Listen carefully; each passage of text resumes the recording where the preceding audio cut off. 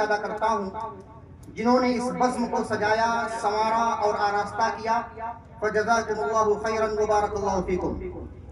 نماز میں امامہ یا ٹوپی کا مسئلہ معتدل لائے، یہ ایسا کوئی دقیق مسئلہ نہیں ہے جس پر بات کی جائے، کتابیں تحریر کی جائے، مگر بعض لوگوں نے افراط و تفریط اور تنقیص و غلو کی ایسی دریا بہائی جس میں تقریباً ہر شخص بہتا ہوا چلا۔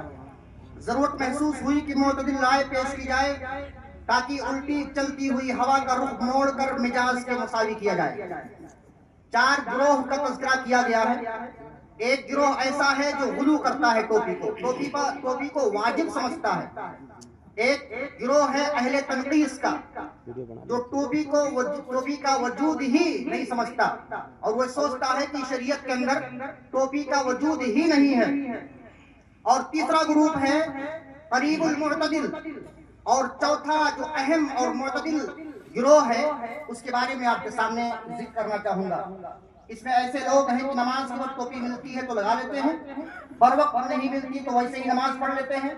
بسا اوقات باہتمام گھر سے ٹوپی لگا کر مسجد آتے ہیں، مگر افراط و تفریط کے شکار نہیں ہوتے، نہ اسے واجب سمجھتے ہیں نہ ہی بدعت کا فتویٰ لگاتے ہیں۔ وہ یہ سمجھتے ہیں کہ سر کا ڈھکنا ضروری نہیں ہے، کیونکہ نبی اکرم صلی اللہ علیہ وسلم نے اس کی تاکید کی فرمائی ہے اور نماز کے لیے ٹوپی یا امامہ کو خاص کیا ہے۔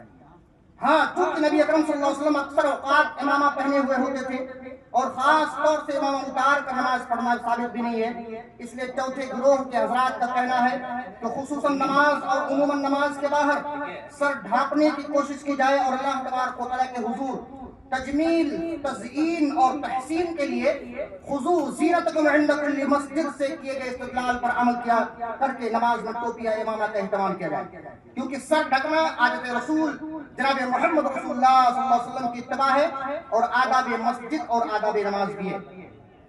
وجہ تحریر اور پس منظر، یہ کتاب کیوں لکھی گئی اس کے بارے میں تھوڑا سا دھیان دیجیے گا۔ میں نے ابھی بتایا دوسرا گروپ جو اہل تنقیص کا ہے۔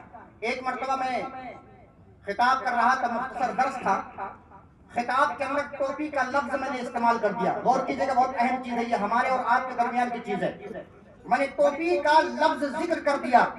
آپ یقین مانیں، ہر شخص جانتا ہے کہ علماء کی عزت، ان سے ادب اور ان سے احترام کرنا چاہیے، اور الحمدللہ رب العالمین یہی علماء ہیں جو آپ کی رہبری کا باعث بنتے ہیں اللہ تبارک و تعالیٰ کی اجازت سے۔ میں نے ٹوپی کا تذکرہ کیا درس کے اندر، مختصر درس میں 3 آدمی کھڑے ہو گئے اور مجھے گھیر لیا۔ اپنے لوگوں کی بات بتا رہا ہوں، اہل حدیث کی بات بتا رہا ہوں۔ 3 لوگوں نے گھیر لیا اور اس کے بعد کہہ دیا ٹوپی کا تذکرہ آپ نے کیسے کیا، اسلام میں ٹوپی ہے ہی نہیں، وجود ہی نہیں ٹوپی کا۔ آخرکار عوام چونکہ تھے، ان کو بر وقت سمجھانا اور ان کو قابو کرنا بڑا مشکل تھا۔ 3-4 لوگ ہماری طرف سے بھی آ گئے اور اس کے بعد پھر جو ہے معاملہ رفع دفع ہوا۔ پھر اس کے بعد یہ کوشش کی گئی کہ آخر ہمارے اندر اتنا شدت کیوں پایا جاتا ہے، کیوں نہ ایک کام کیا جائے کہ ٹوپی کے مسئلے کو لے کر ایک معتدل رائے پیش کی جائے اور اس کے بعد عوام کے سامنے پیش کر جائے۔ اور انشاءاللہ تبارک و تعالیٰ اللہ کی اجازت سے میں امید کرتا ہوں کہ یہ کتاب ایک مرتبہ پڑھنے کے بعد جو لوگ غلو کرتے ہیں اور جو لوگ تنقیص کرتے ہیں، جو لوگ افراط و تفریط میں مبتلا ہوتے ہیں، انشاءاللہ تبارک و تعالیٰ ان کے شکوک و شبہات رفع ہو جائیں گے انشاءاللہ۔ اب اس کے تعلق سے بات جو انہوں نے کہا تھا کہ ٹوپی کا وجود ہی اسلام کے اندر نہیں ہے، تو آئیے دیکھتے ہیں احادیث کیا کہتی ہے۔ احادیث ذکر نہیں کروں گا، صرف مختصر تعارف۔ امامہ کے تعلق سے احادیث موجود ہونے کے بارے میں کسی کا کوئی اختلاف نہیں۔ امامہ کے تعلق سے اختلاف ہے تو ٹوپی کے بارے میں بعض لوگ یہ دعویٰ کرتے ہیں کہ ٹوپی کا وجود عہد نبوی میں تھا ہی نہیں۔ یاد رکھیں یہ دعویٰ نہیں ہے، کیونکہ دعویٰ میں مدعی دلیل دیتا ہے، وہ جانتا ہے کہ دعویٰ بلا دلیل باطل ہوتا ہے۔ یہ دعویٰ نہیں، جسارت ہے، بے باکی ہے، جرأت ہے، یہ لا علمی، خود خواندگی اور علماء سے دوری کا نتیجہ ہے۔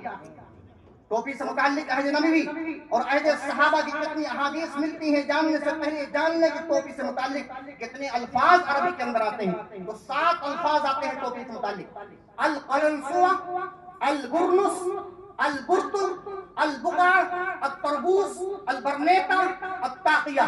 یہ 7 حروف آتے ہیں، یعنی 7 لفظ آتے ہیں جو ٹوپی کے معنی پر استعمال ہوتے ہیں۔ اس کے بعد عہد نبوی میں، عہد صحابہ میں، عہد تابعین و بعدہو کی تقریباً 20 احادیث کو اس کتاب کے اندر ذکر کیا گیا۔ آدمی انکار کر رہا نا وجود ہی نہیں ٹوپی کا، 20 احادیث الحمدللہ رب العالمین اس کے اندر ذکر ہے، آپ اس کو پڑھیں گے انشاءاللہ۔ ٹوپی سے متعلق جو سوال سب سے زیادہ پوچھا جاتا ہے، غور کیجیے وہ سوال کیا ہے؟ کیا بغیر ٹوپی کی نماز نہیں ہوتی؟ کیا ہمارے علماء بیٹھے ہیں، ہمارے ساتھی حضرات، آپ لوگ جانتے ہیں، آپ لوگ سے واسطہ پڑتا ہوگا بس اوقات یہ سوال بارہا آتا ہے، کیا بغیر ٹوپی کی نماز نہیں ہوتی؟ اس لیے ہم بغیر ٹوپی کی نماز پڑھیں گے ہمیشہ۔ یاد رکھیے یہ سوال بے بنیاد اور بے اساس ہے، کیونکہ کوئی بھی امام اور کوئی فقیہ یہ نہیں مانتا کہ ٹوپی میں، نماز میں ٹوپی لگانا، سر ڈھکنا واجب، لازم و ضروری ہے، پھر نماز ہونے یا نہ ہونے کا سوال ہی نہیں پیدا ہوتا۔ اصل سوال یہ ہے نماز میں سر ڈھکنا افضل ہے یا ننگے سر رہنا؟ افضل کیا ہے، بہتر کیا ہے؟ آپ کو جواب دیا جائے گا۔ سر ڈھکنا آداب مسجد، آداب نماز، آداب مصلی اور نمازی کی زینت کا سامان ہے، لہذا سر ڈھک کر نماز پڑھنا ننگے سر نماز پڑھنے سے بہتر ہے، پسندیدہ ہے، عمدہ ہے، شائستہ ہے، لائق تحسین ہے۔ موجودہ تمام علماء سے ایک عرضداشت کرنا چاہوں گا، اگر وقت زیادہ اور 2 منٹ کی بات میں کہہ کے اپنی بات ختم کروں گا۔ ہمارے علماء یہاں بیٹھے ہیں اور جو لوگ یہاں بیٹھے ہیں غور کیجیے گا، دین کی خدمات میں بے وضاحتی اور قلت اسباب آڑے نہیں آنا چاہیے۔